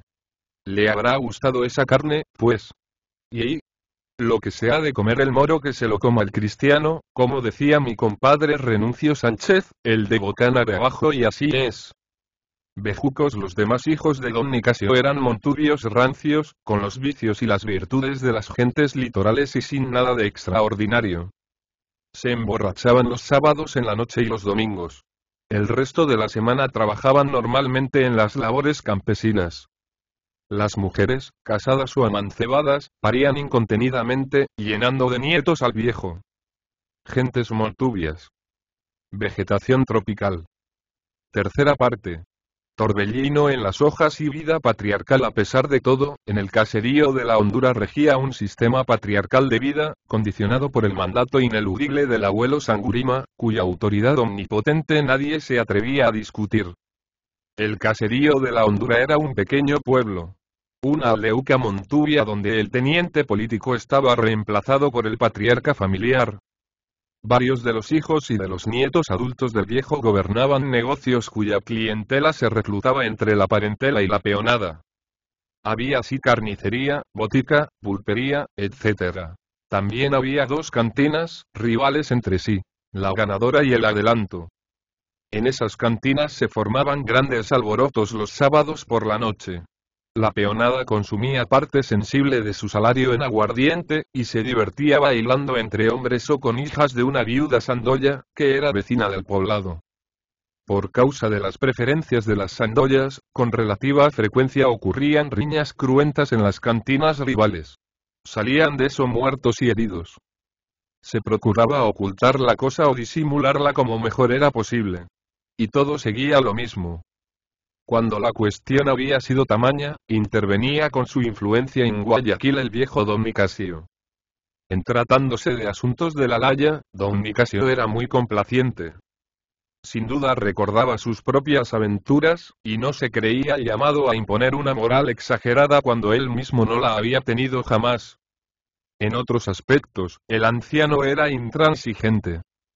Y las tres Marías, cuando llegaron de vacaciones las hijas de Ventura Sangurima al caserío de la Hondura, cobró el poblado un inusitado aspecto. Parecía como si constantemente se estuviera celebrando una fiesta popular. Las tres hijas de Ventura habían concluido sus estudios en el colegio porteño de monjas. Y antes de trasladarse a Quito, donde pensaba su padre internarlas en los Sagrados Corazones, para que completaran la enseñanza superior, las muchachas fueron a pasar unos meses de descanso en el campo, al lado de los suyos. Las hijas de Ventura eran indudablemente atractivas. En nada se asemejaban a su madre, la lauleña Pata Amarilla. Físicamente, eran sangurimas puras, casi tan blancas como el abuelo. Tenían las tres, como primer nombre, el de María. María Mercedes, María Victoria y María Julia. Debían sus nombres al capricho del padre Terencio, que era padrino colado de todos los hijos de Ventura. El cura solía llamarlas las tres Marías, con un sentido a veces bíblico y a veces astronómico, según le soplara el viento alcohólico del lado espiritual o del lado materialista. En las muchachas, que estaban en la flor de la edad, la innata gracia campesina se había refinado con los atisbos ciudadanos que pudieron aprender desde el convento cerrado. Además, su instrucción, por mucho que era elemental, les daba un tono de exquisitez si se las comparaba con sus burdos y agrestes parientes. Sobre bonitas, las muchachas eran muy coquetas. En la lancha, que las condujera a la Hondura estuvieron coqueteando con el capitán, con el piloto y con los pasajeros. Y así que saltaron a tierra, buscaron acomodo amoroso. Sin distinción, todos sus primos solteros y aún varios de los casados o comprometidos, las pretendieron de inmediato. Pero los escogidos fueron los hijos del coronel Sangurima, que eran los gallitos del caserío. Tan pronto como los tales tenorios rurales comenzaron su asedio, los demás primos levantaron el suyo. Entre los mozos, los hijos del coronel eran respetados y temidos por su matonería. Los Rúgeles, los hijos del coronel Sangurima, Pedro, Manuel, Facundo, seguían las huellas de su progenitor, a quien a menudo acompañaban en sus andanzas, secundándolo en sus hazañas de cuatrerismo. Los muchachos eran valerosos y arrojados, pero con un fondo canalla que se revelaba especialmente cuando estaban en copas, lo que sucedía precisamente cada día. Por parte de la madre, eran Rugel, y se enorgullecían de este apellido, ligado a gentes consagradas de la aventura Montuvia y Rúgeles, maridueñas, piedraítas. Tanto se prevalecían de la ascendencia que con frecuencia se llamaban a sí mismos y les decían los demás, los Rúgeles. ¿Acaso solo era para distinguirlos de los otros primos sangurimas? Entre su parentela se les acusaba ya, a voz mordida, de haber cometido crímenes horrendos. ¿Acaso no fuera verdad? Pero ellos solo no se preocupaban de desmentir la especie, sino que, en cierto modo, la fomentaban con un silencio sonriente. Los Rúgeles constituían el más acabado modelo de tenorios campesinos. Poseían todos los defectos necesarios y las gracias que son menester. Sabían bailar como ningún otro en la hondura. Tocaban la guitarra. Improvisaban amorfinos. Montaban elegantemente a caballo. Y hasta se vestían con un aire particular, la cotona abotonada al cuello y los pantalones zamarrudos sobre el pie calzado de botines, o descalzo. Su lema amoroso era, como expresaba uno de ellos, así: la mujer no es de nadie, sino del primero que la jala. Mismamente como la vaca alzada. Hay que cogerla como sea. A las buenas o a las malas. Niños mimados, los Rúgeles eran engreídos del viejo Sangurima, quizá porque el coronel, su padre, era el hijo predilecto de don Nicasio. El viejo Sangurima había hecho por sus nietos sacrificios sin cuento, sacándoles de todos los atolladeros en que se metían. Cualquier acto que para los otros nietos aparejaban una terrible reprimenda, cuando no un castigo corporal, si lo cometían los mimados merecía una sonrisa plácida y bonachona del anciano. Ve que estos muchachos son jodidos, decía. No se dejan de anidien. Bien hecho. Así hay que ser, y donde uno se deja pisar el poncho, está fregado. Y cuando don Nicasio supo de los amoríos de los Rúgeles con las hijas de Ventura, llamó a este al capítulo, al alto mirador de sus conferencias. Cuida a esas muchachas, Raspabalsa, le dijo, sonriendo. Porque lo que es los Rúgeles te las van a dañar y después no te andes quejando. Y Ventura no le concedió importancia a la cuestión. Y enredos amorosos, las fiestas en el caserío de la Hondura se sucedían una a seguida de otra, casi sin solución de continuidad. Tras un bailoteo que duraba hasta la madrugada, saludaba con sendos vasos de leche de tigre, ocurría el beneficio de una ternera y el almuerzo consiguiente y, tras un breve reposo, a la media tarde, un paseo a pie de los cocoteros, o a las manchas de mangos, o a las cercas vivas de cerezo. Y de vuelta a la casa, otra vez el bailoteo. Variaba en ocasiones el programa. Se hacían paseos de día entero a sitios distantes. En canoa. A caballo. Eran los Rúgeles quienes provocaban estos festejos. Incitaban a sus tíos y a los primos para que los hicieran en honor de los huéspedes. O ellos mismos los arreglaban por su cuenta. En todas estas circunstancias los Rúgeles buscaban no más la oportunidad de lucirse, exhibiéndose ante sus primas. Llegó un momento en que las muchachas se ilusionaron de veras. Entonces fue que los Rúgeles les propusieron que se salieran a vivir con ellos, según la costumbre del campo montuyo. Las muchachas, que tenían prejuicios cuyo alcance no comprendían sus primos, se negaron a eso terminantemente. Casarnos, bueno, dijeron. Pero así, como los perros, no. Y Facundo, que era el más decidido de los Rúgeles, aceptó de plano. Nos casaremos, resolvió. Entre los Rúgeles Facundo era quien llevaba la voz cantante. Sus hermanos coreaban sus expresiones. Nos casaremos, repitieron como un eco. Esto sucedía cierta mañana, a la orilla del río de los Mameyes, bajo la sombra de los porotillos y, declaración de guerra, una noche los Rúgeles se presentaron en la casa de Ventura. Iban trajeados con lo mejor que pudieron. Ventura los recibió en bromón. Se han echado el baúl encima, murmuró. Los Rúgeles vivían, según su dicho, sobre las armas y de los cintos pendían los yataganes y en la cadera derecha de Facundo delataba su bulto el enorme revólver. Era ostensible que los Rúgeles se habían entonado con aguardiente, sin duda para cobrar ánimos. Quien habló fue Facundo. Vea, tío, empezó con voz nerviosa. ¿Pa qué decirle? Nosotros estamos relacionados con sus hijas. Y queremos, pues, casarnos como Dios manda. Así que oyeron esta última frase, las muchachas, que habían aparecido en la sala, corrieron a esconderse en los dormitorios, presurosas. Facundo continuó. Vamos, pues, a convidar al tío cura pa' que nos case. ¿Y qué le parece, pues, que nos casáramos el sábado? Estamos jueves, y me parece que hay tiempo de sobra. Pensaría Facundo que no se había explicado muy claro, porque añadió. Nos casaremos uno con cada una. Y entendería luego que había dicho una gracia, porque se rió sacudidamente. Ventura no supo de momento qué contestarle. Por lo pronto soltó una frase de uso. Vea que ustedes son bien pues. Y el hombre pensaba rápidamente. Sabía de lo que eran capaces sus sobrinos. Temía darles una negativa violenta. Pero le horrorizaba acceder. ¿Qué les parece, pues, si le tomáramos parecer a Terencio? ¿Y al coronel? Y Facundo hizo por sí y por sus hermanos un gesto de repugnancia. ¿Y qué vela llevan en este entierro? Mala la comparación, el tío cura y mis papás. Ellos no son los que se van a acostar con las muchachas. El gesto de Facundo era ahora de franco disgusto. Ventura estaba aterrorizado. Mas trató de hacerlos comprender. A mí me parece muy bien. Me imagino que las muchachas no pueden caer en mejores manos. Ellas han de estar conformes, seguro. Pero es que yo, o más mejor dicho, Terencio, que es el padrino, quiere que completen los estudios. Se van a ir Paquito. Cuando regresen, claro. Se casan con ustedes. ¿Qué es mejor? De la misma sangre. Facundo contestó.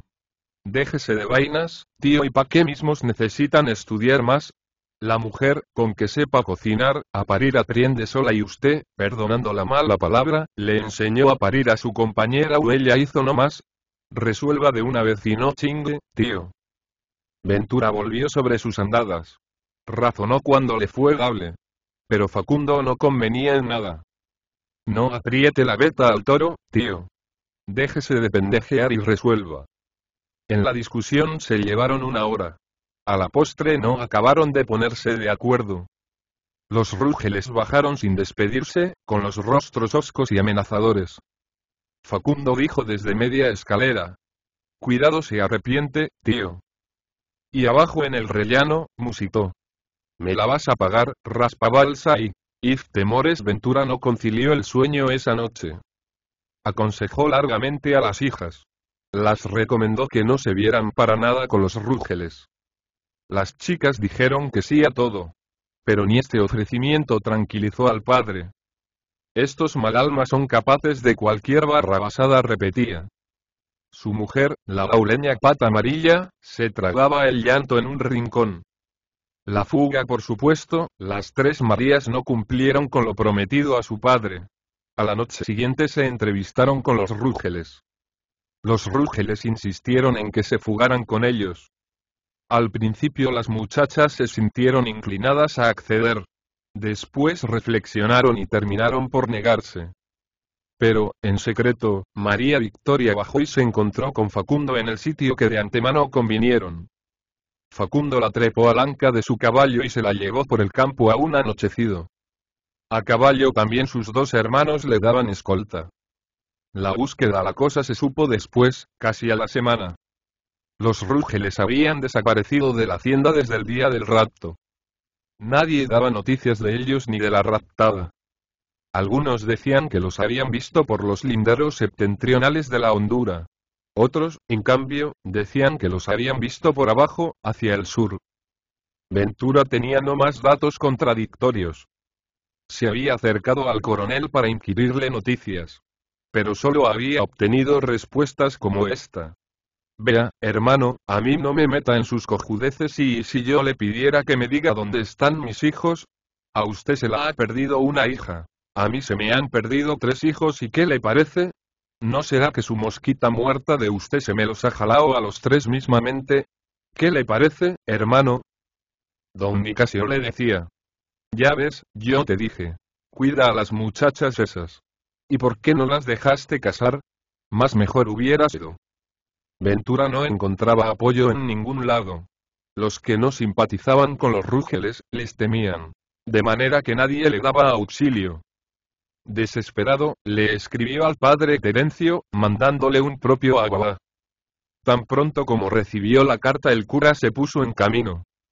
Yo mismo seré la contestación, que dijo. Cuando llegó a la hondura dispuso. Hay que buscar a la muchacha esa. Se prestó para acompañarlo Ventura. Mi estado dará respeto y, así ha de ser, hermano. Guardados por 2 peones de confianza, Ventura y el padre Terencio salieron a caballo en procura de la perdidiza. Recorrieron meticulosamente enorme porción de la hacienda. Andaban de día y noche, sujetándose a enrevesadas informaciones, orientándose sobre huellas tardías y horrorosas. Al fin, cerca del sitio abierto de Palma Sola divisaron una mancha de gallinazos. Mortecina, Mortecina, dijo uno de los peones. Ahí hay una Mortecina. Los dos hermanos cambiaron una mirada aterrorizada. Probablemente recordaron al hermano común, asesinado precisamente en esas soledades, a inmediaciones de donde ahora estaban. Tierras como malditas que abandonaron luego sus moradores, espantados de crimen horrendo. Los sangurimas se estremecieron. El padre Terencio se estaba preparando el primero en envalentonarse. Debe ser alguna res atascada, que los gallinazos se están comiendo. Hasta quiso iniciar un chiste. ¿Saben ustedes en qué se parece la mujer a una vaca atascada? Le cortó uno de los peones. Hasta acá no llegan las reses. Por aquí no hay pasto ni agua. Supuso el otro peón. Debe ser algún animal del monte.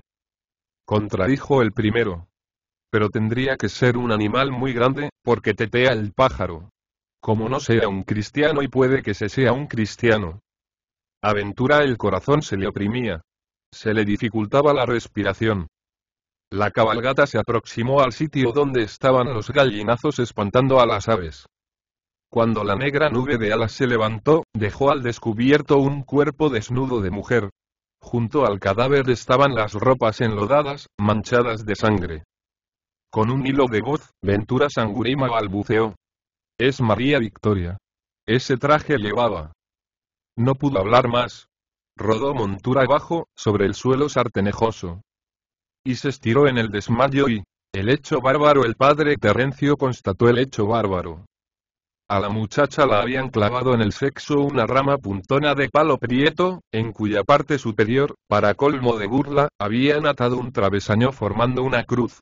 La cruz de su tumba. Estaba ahí palpable la venganza de los Rúgeles. Seguramente Facundo, tras desflorar a la doncella, la entregó al apetito de sus hermanos y, quién sabe cómo moriría la muchacha y, la hemorragia acaso. Quizás los Rúgeles la estrangularon. No se podía saber eso. Entre la descomposición y los picotazos de las aves había desaparecido toda huella. Solo quedaba ahí la sarcástica enseña de la cruz en el sexo podrido y miserable. Hubo opiniones. Don Nicasio llamó a Ventura cuando éste estuvo de vuelta a la hacienda con el cuerpo muerto de su hija.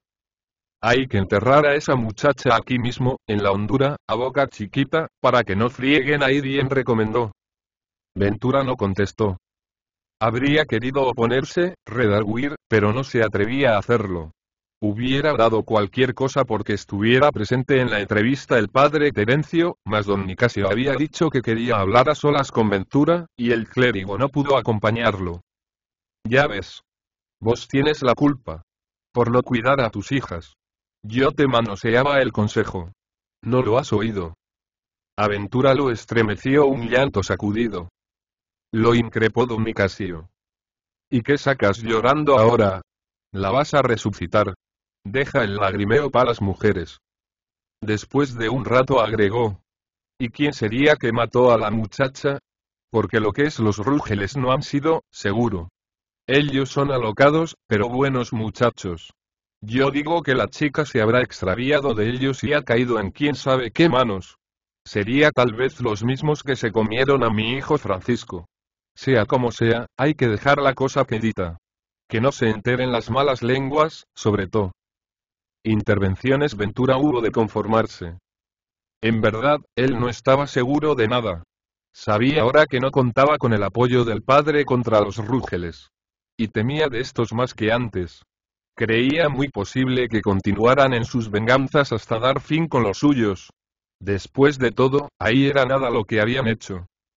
Empero, la noticia trascendió a Guayaquil. ¿Acaso el padre Terencio, que había tomado una larga licencia y estaba pasándose una larga temporada en la hondura, denunció anónimamente el hecho? Era lo más probable. Lo cierto fue que los periódicos porteños trataron la cuestión en extenso. Aparecieron largos artículos. Se historiaba a las gentes Sangurima. Se daba, incluso aumentada, la lista de sus actos de horror. Se mostraba su genealogía encharcada de sangre, como la de una dinastía de salvajes señores y, en esos artículos, los Sangurimas eran tratados como una familia de locos, de besánicos, de anormales temibles. Los semanarios de izquierda también se ocuparon del asunto. Para estos periódicos, las gentes sangurimas estaban a la altura siniestra de los varones feudales, dueños de vidas y de haciendas, jefes de horca y cuchillo. En el agro Montubio decían hay dos grandes plagas entre la clase de los terratenientes. Los gamonales de tipo conquistador, o sean los blancos propietarios, y los gamonales de raigambre campesina auténtica, tanto o más explotadores del hombre del terrón, del siervo de gleba, del montubio proletario que solo dispone de su salario cobrado en fichas y en látigo, que los mismos explotadores de base ciudadana. Aristocracia rural paisana, que pesa más todavía que la aristocracia importada, a la cual gana en barbarie. Persecución al cabo se movieron las autoridades para investigar la cuestión. Entró en funciones la gendarmería montada de la policía rural. De Babahoyo salió un piquete del regimiento Cazadores de los Ríos. Y comenzó la búsqueda tenaz de los criminales. Semanas tras semanas, la labor se volvía infructuosa. El Montubio se ha acostumbrado a temer más a la policía rural que a los mismos asesinos y ladrones. Así, por odio o por miedo, nadie suministraba información alguna. Y el asunto comenzó a olvidarse. Al mes y medio de ocurrido, pocos eran quienes se acordaban de él fuera de las gentes de la hondura. Cuando acaeció lo imprevisto. El combate una noche, el caserío de la hondura fue despertado por un nutrido galopar. Una cincuentena de jinetes armados se metía por los senderuelos, entre las casucas, arrumbando a la casa grande de la hacienda. Cuando la cabalgata llegó al portal, el que hacía de jefe de los jinetes llamó a voz en cuello. Don Nicasio. Don Nicasio. Arriba reinaba un silencio absoluto. El de abajo volvió a gritar más fuertemente todavía. Soy yo, don Nicasio, el capitán Achundía, de la rural. Seguía el silencio. A la postre, cansado ya, el capitán Achundía amenazó. Conteste, viejo del carajo, o le aflojo el fuego. Y usted tiene escondidos ahí a sus nietos rúgeles y entréguelos y no hacemos nada y... Habría seguido hablando el capitán Achundía, quizá habría ordenado fuego abierto pero una bala salida de la obscuridad le atravesó el pecho de parte a parte, derribándolo del caballo. Lanzó el hombre un profundo quejido, que se perdió en un desconcierto de alaridos, de voces de mando, de chillidos y de silbar de balas. De su casa había salido el coronel Sangurima con gente armada. Cada peón de los suyos agarraba el fusil o la escopeta y disparaba contra los policías. En breve se ajustó una batalla campal bajo las sombras de la noche cerrada. Cosa de media hora duró el tiroteo. Vivandos las gentes de los Sangurimas se habían dividido en dos bandos. El que apoyaba al coronel salió a sostener el ataque de los policías rurales. El que tácitamente simpatizaba con Ventura permaneció ajeno a los acontecimientos, sin intervenir, en una aparente y medrosa neutralidad. Para quienes formaban parte en este último bando fue una sorpresa extraordinaria el ataque policial. Algo, en verdad, se había murmurado acerca de que don Nicasio sabía dónde estaban ocultos los rúgeles. Pero jamás se llegó a presumir que los tuviera escondidos en la propia casa grande de la hondura. Barajo con el viejo vaina. Es que cuando quiere, quiere y a los rúgeles lo quiere, claro. Así es, pues. Así es. La captura. Los de la policía rural esperaban sin duda refuerzos, pues no acendraron el asalto, sino que empezaron a mantenerse a la defensiva. Se arrumbaron en los rincones solitarios, y disparaban desde ahí. Se tapaban tras los macizos de árboles o tras las cercas y las palizadas, como tras murallas propicias. En efecto, cerca de la madrugada se escuchó por el camino real un nuevo galopar. Y a poco, junto con los primeros clarones lechosos en el cielo ennegrecido, llegó un grueso destacamento de tropas regulares del Cazadores de los Ríos. Posiblemente atemorizado ante estas fuerzas superiores en número y armamento, el coronel Sangurima, que dirigía a los suyos, se escapó con estos, dejando libre el acceso a la casa grande de la hondura y evacuado el caserío. Los policías penetraron en el edificio. Momentos después sacaron atados con sendas sogas, codo con codo, a los 3 rúgeles. Iban estos pálidos y vacilantes. Sin embargo, erguían las cabezas, desafiantes y altaneras. Se formó la escolta en cuadro y salió del caserío. ¿A dónde los llevarán ahora? A Babahoyo, pues, a la cárcel. Ah. Y, cuando los rúgeles fueron pasados frente a la casa de Ventura, Facundo gritó burlonamente: «¡Ah, raspabalsa!».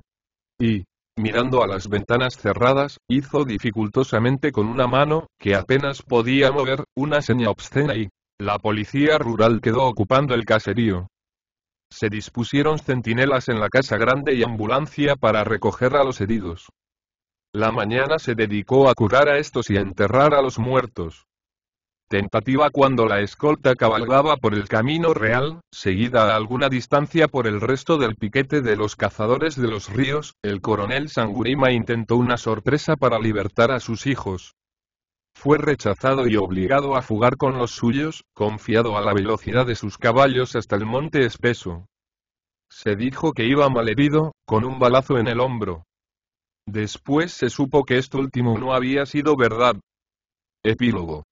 Palo abajo, el padre Terencio acudió a la casa grande, tan pronto como fue posible hacerlo. Encontró a don Nicasio tumbado en su catre, agarrándose en una explosión de rabia impotente.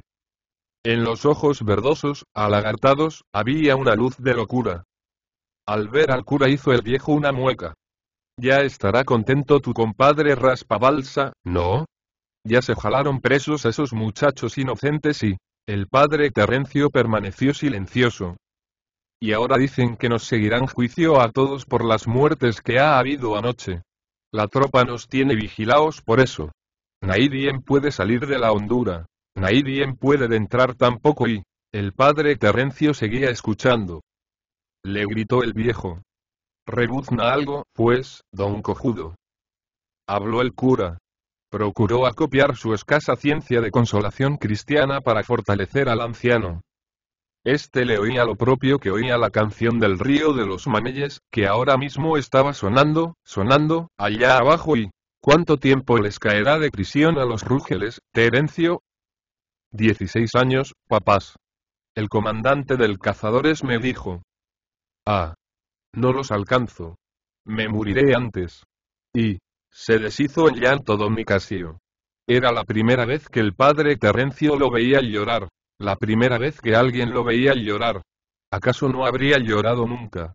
Infundía miedo su llanto. Papás. Papás. Acomódese, papás.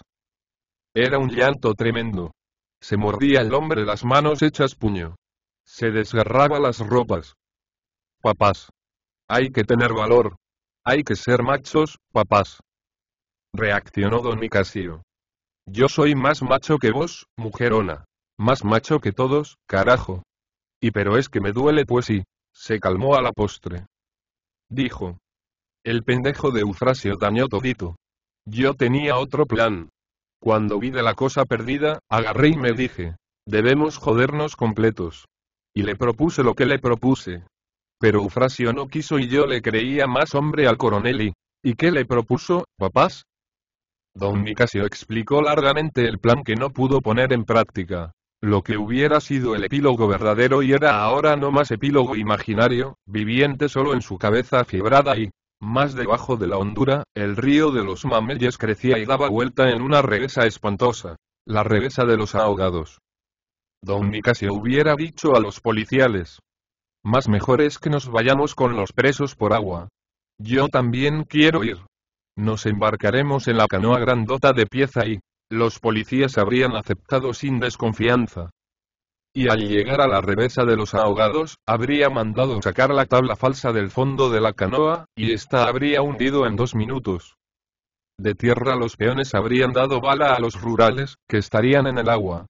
Dios habría querido que nos hubiéramos salvado los rúgeles y yo y los rurales, con el peso del fusil, se habrían ido a pique, si no les alcanzaba un balazo y de salir mal, a eso se llama el punto la revesa de los ahogados.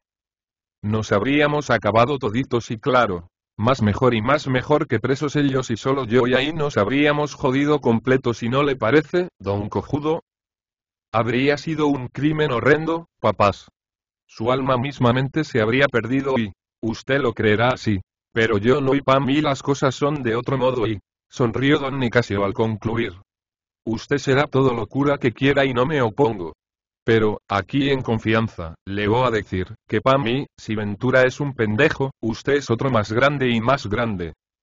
Inició un gesto lento, con la mano hacia lo alto. Grande como un matapalo, amigo, y... En los ojos alagartados de don Nicasio la luz de la locura prendió otro fuego y... ¡Pu!